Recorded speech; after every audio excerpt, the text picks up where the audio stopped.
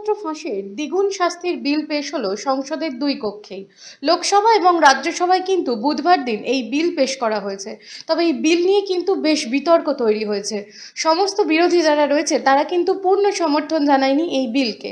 যেরকম রাহুল গান্ধী এই বিল পেশের আগে কিন্তু এই বিল নিয়ে যে অ্যামেন্ডমেন্ট বিল নিয়ে সংসদ অধিবেশনে যে আলোচনা পর্যালোচনা চলে সেইখানে কিন্তু আরএসএস এবং বিজেপিকে সরাসরিভাবে আক্রমণ করেছে। এই বিল পেশ করা হচ্ছে যাতে প্রশ্নপত্র ফাঁস হলে যাতে গুরুতর শাস্তি দেওয়া যায় সেই বিষয় নিয়ে।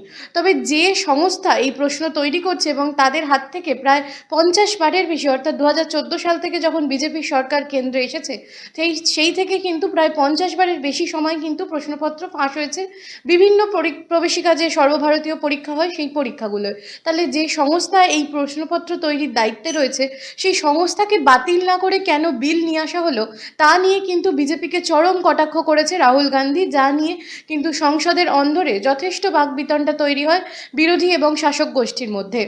তবে এসবের মধ্যেও কিন্তু যেরকম অভিষেক বন্দ্যোপাধ্যায় গতকাল এই বিলকে সমর্থন জানালেও বলেছে এই বিলের কিন্তু গঠনমূলক সমালোচনা প্রয়োজন আছে। আর যাতেই কিন্তু যারা ট্রেজারি বেঞ্চে থাকে তারা কিন্তু হই হুল্লোড় করতে শুরু করলে মৌহামৈত্র সেইটা আটকে দেয়। তবে এছাড়াও কিন্তু জেপি নাড্ডা অর্থাৎ রাজ্যসভায় কেন্দ্রীয় প্রাক্তন মন্ত্রী, যিনি রাজ্যসভায় যখন এই বিল নিয়ে বলতে শুরু করেছিলেন সেই সময় সিপিআইএমের যিনি সাংসদ রয়েছেন জন ব্রিকটাস, তিনি কিন্তু প্রতিবাদ জানিয়েছিলেন। তিনি কিন্তু বলেছিলেন এই বিল পেশের আগে আলোচনা করা উচিত যে ককরোচ জনতা পার্টির আর কি কি দাবি রয়েছে। অর্থাৎ বোঝাই যাচ্ছে যে নিট স্ক্যাম এবং এনটিএ বাতিল নিয়ে যে আন্দোলন রাজ্য জুড়ে এবং দেশ জুড়ে তৈরি হয়েছিল তার ফলেই কিন্তু কেন্দ্রীয় সরকার এই বিল পাশের সিদ্ধান্ত নিয়েছিল। এই পরিপ্রেক্ষিতে একটু বলে রাখি যে জন ব্রিকটাস কেন এই প্রসঙ্গ তুলেছিল। ঐশী ঘোষ, যিনি সিপিআইএমের সর্বভারতীয় এসএফআই এর দায়িত্বে রয়েছে, তাকে কিন্তু গ্রেফতার করতে গেছিল গতকাল 2021 সালের একটি মামলায় দিল্লি পুলিশ। সেই সংক্রান্ত বিষয়ও কিন্তু এদিনকে জেপি নাড্ডা যখন বলতে উঠেছিলেন তখন জন ব্রিকটাস তার দৃষ্টিগোচর করেছিলেন। সে সময় বলতে বলতে ছাত্র আন্দোলনকে কটাক্ষ করে জেপি নাড্ডা বলেছিল যে যারা আন্দোলন করতে এসেছে তাদের সাথে এগুলো হবেই। আমরাও যখন জরুরি অবস্থা থাকাকালীন যখন আন্দোলন করেছি আমরাও অনেকবার গ্রেফতার হয়েছি, আমাদেরও অনেকবার ক্লাসরুম থেকে বের করা দেওয়া হয়েছে। এগুলো সম্মুখীন যদি হতে না পারে তারা কেন আন্দোলনে এসছে। জেপি নাড্ডা পরিষ্কার বলেন যে তারা যখন ছাত্র আন্দোলন করেছে তারা বহুবার গ্রেফতার হয়েছে। অর্থাৎ নিজেদের সময়কার স্মৃতিচারণ করে তিনি বলেন যে যে ছাত্র আন্দোলন করছে তা কিন্তু এক প্রকার প্রহসনে পরিণত হয়েছে।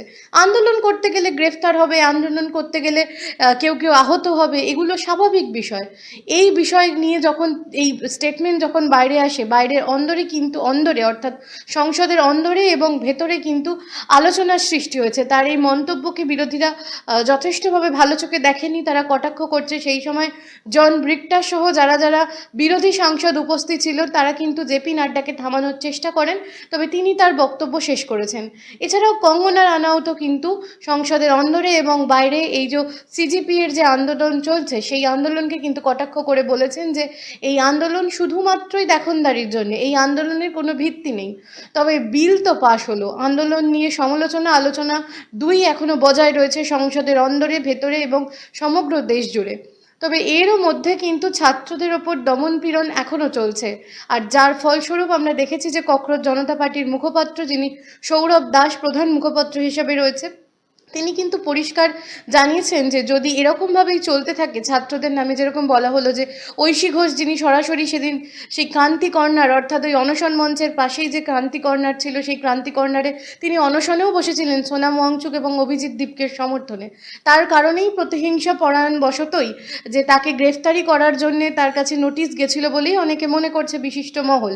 তবে এই ধরনের একাধিক জায়গায় কিন্তু দমনপীড়ন নীতি এখনও চলছে। তাই সৌভিক দাস প্রশ্নতই জানিয়েছে যে যদি এই ঘটনা পুনরায় বারংবার দেশ এবং রাজ্য জুড়ে চলতে থাকে তাহলে কিন্তু আরও বৃহত্তর আন্দোলনের পথে হাঁটবে ককরোচ জনতা পার্টি।